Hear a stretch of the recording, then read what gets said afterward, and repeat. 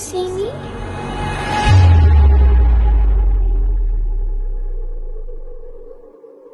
Hello?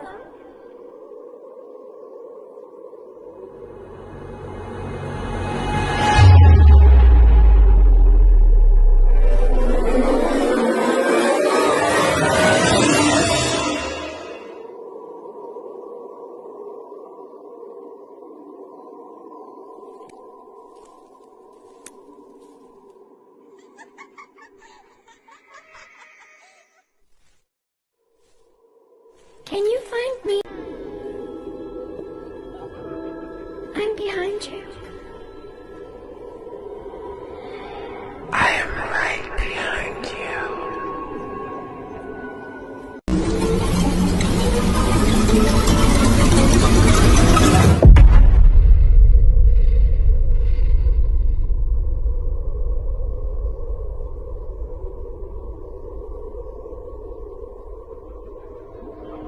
If you don't come play with me, then we will kill you.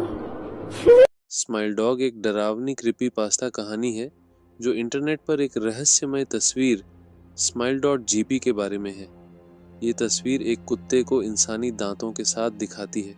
मैंने पहली बार Mary ई से व्यक्तिगत रूप से गर्मियों में 2007 में मुलाकात की। मैंने उनके पति टेरेंस के माध्यम से, जो 15 वर्षों से उनके साथ थे, उनसे इंटरव्यू के लिए संपर्क किया।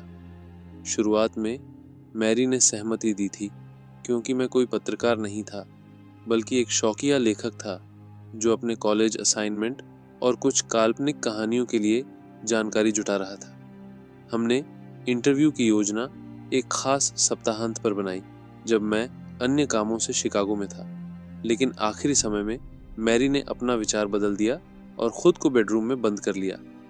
आधे घंटे तक मैं और टेरेंस उनके कमरे के बाहर बैठे रहे। मैं उनके शब्दों को सुनते हुए नोट्स ले रहा था, जबकि टेरेंस उन्हें शांत करने की कोशिश कर रहे थे। मैरी की बातें ज़्यादातर समझ से बाहर थीं, लेकिन मेरे अनुमानित पैटर्न के अनुरूप थीं। मैं उन्हें देख नहीं सकता था, लेकिन उनकी आवाज़ से पता चलता था कि वह रो रही थीं। उनकी बातें अक्सर उनके बुरे सपनों और डरावने अनुभवों की अनियमित बातों के इर्द गिर्द घूमती थीं। टेरेंस ने बार बार माफ़ी मांगी और मैंने स्थिति को समझने की कोशिश की। याद रखें, मैं एक पत्रकार नहीं था, बल्कि एक जिज्ञासु युवा था जो जानकारी की तलाश में था। मैरी 1992 में शिकागो आधारित एक छोटे से बुलेटिन बोर्ड सिस्टम BBS की व्यवस्थापक थीं जब उन्होंने पहली बार smile.gpg देखा और उनकी ज़िंदगी हमेशा के लिए बदल गई। मैरी का कहना है कि वह उन लगभग 400 लोगों में से एक थीं जिन्होंने यह तस्वीर देखी थी, लेकिन वह अकेली हैं जिन्होंने इस अनुभव के बारे में खुलकर बात की। अन्य लोग गुमनाम रहे या शायद मर गए। 2005 में जब मैं 10वीं कक्षा में था, मैंने पहली बार smile.gp के बारे में सुना। यह साइबर किंवदंती के भयानक तत्वों और वेब आधारित घटनाओं में मेरी रुचि के कारण मुझे आकर्षित कर रहा था। ये दिलचस्प इसलिए भी था क्योंकि इस रहस्यमय तस्वीर की जानकारी इंटरनेट पर कहीं नहीं मिलती। हालांकि इसके कई नकली संस्करण इंटरनेट पर मौजूद हैं। कहानी के अनुसार smile.gp की असली तस्वीर देखने पर अचानक मस्तिष्क में विकार और तीव्र चिंता के दौरे पड़ने की बात कही जाती है। हालांकि यह दावा तर्कहीन लगता है। smile.gp या स्माइल डॉग का उल्लेख विकिपीडिया पर नहीं है। जब भी कोई इस विषय पर पेज बनाने की कोशिश करता है तो उसे तुरंत हटा दिया जाता है। smile.jp के साथ होने वाले अनुभव इंटरनेट की किंवदंतियों का हिस्सा है। मैरी ई की कहानी अनोखी नहीं है। ऐसी अपुष्ट अफवाहें हैं कि smile.gp ने शुरुआती यूजनेट के दिनों में भी उपस्थिति दर्ज कराई थी।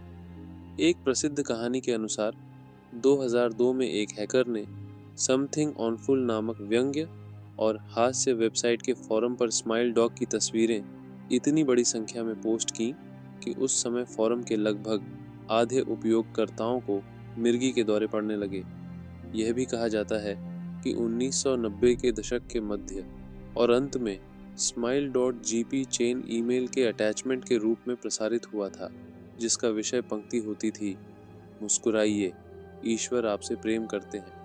हालांकि इन घटनाओं से भारी प्रचार मिलने के बावजूद बहुत कम लोग यह स्वीकार करते हैं कि उन्होंने इन्हें अनुभव किया है, और अब तक न तो इस फाइल का कोई निशान मिला है और न ही किसी लिंक का। जो लोग दावा करते हैं कि उन्होंने smile.gpd देखा है, अक्सर मजाक में कहते हैं कि वे अपनी हार्ड ड्राइव पर तस्वीर सेव करने के लिए बहुत व्यस्त थे। हालांकि सभी कथित पीड़ित तस्वीर का एक ही विवरण देते हैं। एक कुत्ते जैसी प्राणी, आमतौर पर इसे साइबेरियन हस्की जैसा दिखने वाला बताया जाता है, कैमरे की फ्लैश से प्रकाशित एक अंधेरे कमरे में बैठा होता है। तस्वीर के बाईं ओर अंधेरे से बाहर आती एक मानव हाथ की आकृति भी दिखती है। यह हाथ खाली है, लेकिन इसे अक्सर इशारा करते हुए बताया जाता है। तस्वीर में सबसे ज्यादा ध्यान कुत्ते या कुत्ते जैसे प्राणी पर जाता है।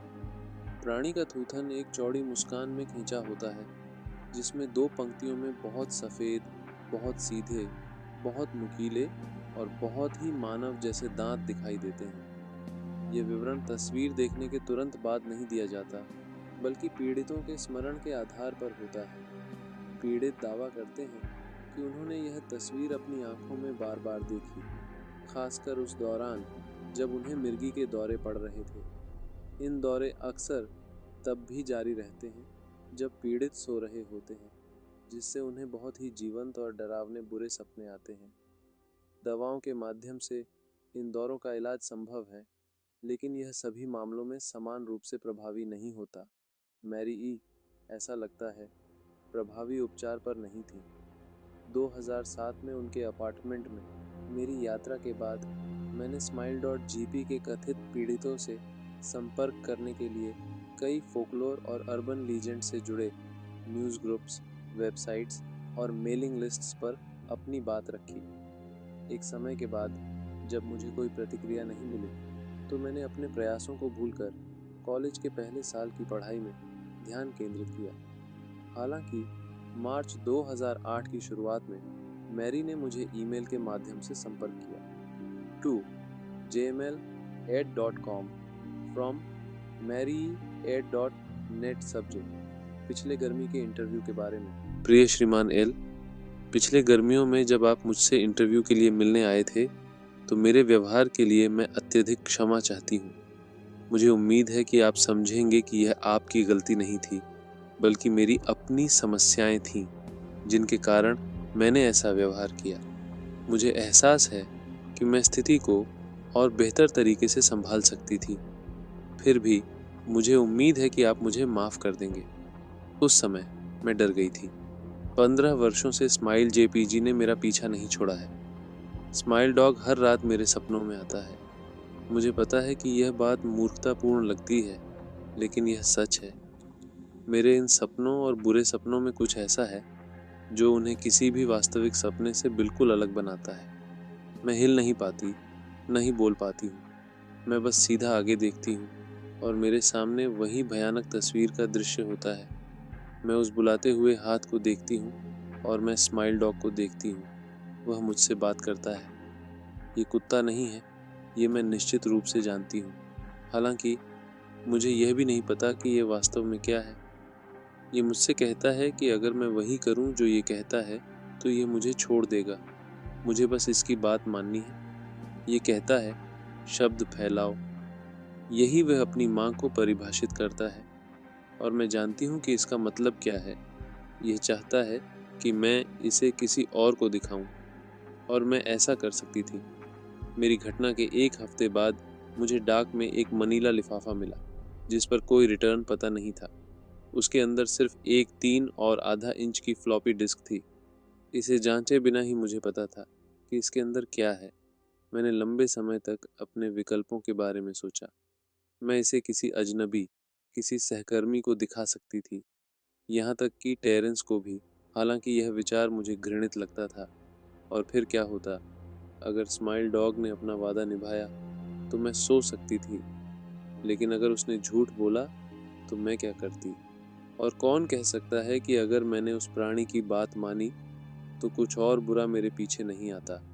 इसलिए मैंने 15 साल तक कुछ नहीं किया। हालांकि मैंने उस फ्लॉपी डिस्क को अपने सामान में छुपा कर रखा। 15 सालों तक हर रात स्माइल डॉग मेरे सपनों में आता और मुझसे शब्द फैलाने की मांग करता। 15 साल तक मैंने मजबूती दिखाई, हालांकि यह आसान नहीं था। मेरे बीबीएस बोर्ड के कई साथी पीड़ित, जिन्होंने पहली बार स्माइल जेपीजी का सामना किया था, ने पोस्ट करना बंद कर दिया। मैंने सुना कि उनमें से कुछ ने आत्महत्या कर ली, अन्य पूरी तरह से चुप हो गए। वे बस इंटरनेट से गायब हो गए। मैं उनके बारे में सबसे ज़्यादा चिंतित रहती हूँ। मैं आपसे माफ़ी चाहती हूँ श्रीमान एल, लेकिन पिछले गर्मी जब आपने मुझसे और मेरे पति से इंटरव्यू के लिए संपर्क किया तो मैं अपने टूटने के कगार पर थी। मैंने फैसला किया था कि मैं आपको वह फ्लॉपी डिस्क दे दूंगी। मुझे परवाह नहीं थी कि स्माइल डॉग झूठ बोल रहा है या नहीं। मैं इसे ख़त्म करना चाहती थी। आप मेरे लिए एक अजनबी थे जिससे मेरा कोई संबंध नहीं था, और मैंने सोचा कि जब आप इस डिस्क को अपने शोध के लिए ले लेंगे और अपनी किस्मत सील कर लेंगे तो मुझे दुख नहीं होगा। आपके आने से पहले मुझे एहसास हुआ कि मैं क्या कर रही थी। मैं आपकी ज़िंदगी बर्बाद करने की योजना बना रही थी। मैं इस विचार को बर्दाश्त नहीं कर पाई और वास्तव में अब भी नहीं कर सकती। मुझे शर्म आती है श्रीमान एल, और मुझे उम्मीद है कि यह चेतावनी आपको smile.gp की ओर जांच करने से रोक देगी। आप किसी ऐसे व्यक्ति से मिल सकते हैं जो, अगर मुझसे कमज़ोर नहीं है तो पूरी तरह से भ्रष्ट हो। कोई ऐसा जो स्माइल डॉग के आदेशों का पालन करने में संकोच नहीं करेगा। रुक जाइए जब तक आप अभी भी संपूर्ण हैं। सादर, मैरी ई। उस महीने के अंत में टेरेंस ने मुझसे संपर्क किया और बताया कि उनकी पत्नी ने आत्महत्या कर ली थी। उनकी छोड़ी हुई चीज़ों को साफ करते हुए, जैसे कि ईमेल अकाउंट बंद करना और अन्य सामान देखना, उन्हें ऊपर दिया गया संदेश मिला। वह पूरी तरह टूट चुके थे। उन्होंने रोते हुए मुझसे उनकी पत्नी की सलाह मानने की विनती की। उन्होंने बताया कि उन्हें वह फ्लॉपी डिस्क मिली और उन्होंने उसे जला दिया जब तक कि वह बदबूदार काले प्लास्टिक के ढेर में न बदल गई। लेकिन जो बात उन्हें सबसे ज़्यादा विचलित कर रही थी वह यह थी कि जब डिस्क जल रही थी तो उसने एक तरह की सांप जैसी आवाज़ निकाली। मैं मानता हूँ कि इस पर प्रतिक्रिया देने में मुझे थोड़ी संकोच हुई। पहले तो मुझे लगा कि शायद यह एक मजाक होगा जिसमें जोड़ी ने मुझे चिढ़ाने के लिए यह स्थिति बनाई हो। हालांकि शिकागो के कुछ अखबारों के ऑनलाइन शोक संदेशों की त्वरित जांच से यह साबित हो गया कि मैरी ई वास्तव में मर चुकी थी। वैसे आलेख में आत्महत्या का कोई जिक्र नहीं था। मैंने फैसला किया कि कम से कम एक समय के लिए मैं smile.jpg के विषय पर और अधिक जांच नहीं करूंगा, खासकर जब मेरे पास मई के अंत में फाइनल्स थे। लेकिन दुनिया हमारे संकोच को परखने के अजीब तरीके खोज लेती है। मेरी मैरी ई के साथ हुई निराशाजनक साक्षात्कार के लगभग एक साल बाद मुझे एक और ईमेल मिला।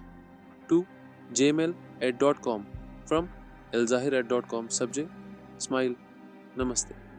मैंने आपकी ईमेल आईडी एक मेलिंग लिस्ट से पाई जिसमें आपके प्रोफाइल के मुताबिक आप smile.dog में रुचि रखते हैं। मैंने इसे देखा है। ये उतना बुरा नहीं है जितना लोग कहते हैं। मैंने इसे आपको यहाँ भेजा है, बस संदेश फैलाने के लिए। आखिरी वाक्य ने मेरी रीढ़ में एक ठंडी सिहरन दौड़ा दी। मेरे ईमेल क्लाइंट के अनुसार एक फाइल अटैच थी जिसका नाम स्वाभाविक रूप से smile.jpg था। मैंने इसे डाउनलोड करने के बारे में कुछ समय तक सोचा। ये शायद एक नकली होगा, ऐसा मुझे लगा, और अगर ऐसा नहीं भी था तो भी मैं कभी पूरी तरह से smile.jpg की अजीब शक्तियों पर यकीन नहीं करता था। मैरी ई की कहानी ने मुझे हिला दिया था, हाँ, लेकिन शायद वह मानसिक रूप से असंतुलित थी। आखिरकार एक साधारण छवि कैसे वह सब कर सकती थी जो smile.jpg के बारे में कहा जाता है? ऐसा कौन सा प्राणी था जो केवल आंखों की ताकत से किसी का मानसिक संतुलन तोड़ सकता था? और अगर ऐसी बातें हास्यास्पद थीं, तो फिर यह किंवदंती क्यों मौजूद थी? अगर मैंने छवि डाउनलोड की, अगर मैंने उसे देखा, और अगर मेरी सही साबित हुई, अगर स्माइल डॉग मेरे सपनों में आकर मुझसे संदेश फैलाने को कहे, तो मैं क्या करूँगा? क्या मैं मैरी की तरह अपना जीवन बिताऊंगा, उस आग्रह का विरोध करते हुए मरने तक, या मैं बस संदेश फैला दूंगा शांतिपूर्वक शांति पाने के लिए? और अगर मैं बाद वाली राह चुनता तो इसे कैसे करूँगा, किसे मैं इसे बोझ दूँगा। अगर मैंने अपने पहले के इरादे के अनुसार smile.jpg पर एक छोटा लेख लिखा तो मैं इसे प्रमाण के रूप में संलग्न कर सकता था, और जो भी व्यक्ति उस लेख को पढ़ेगा, जो भी उस पर ध्यान देगा, वह प्रभावित होगा। और अगर वह smile.jpg जो ईमेल में अटैच था असली था, तो क्या मैं इतना स्वार्थी हो सकता था कि अपनी जान बचाने के लिए ये सब करूँगा? क्या मैं संदेश फैला सकता था? हाँ, मैं कर सकता था।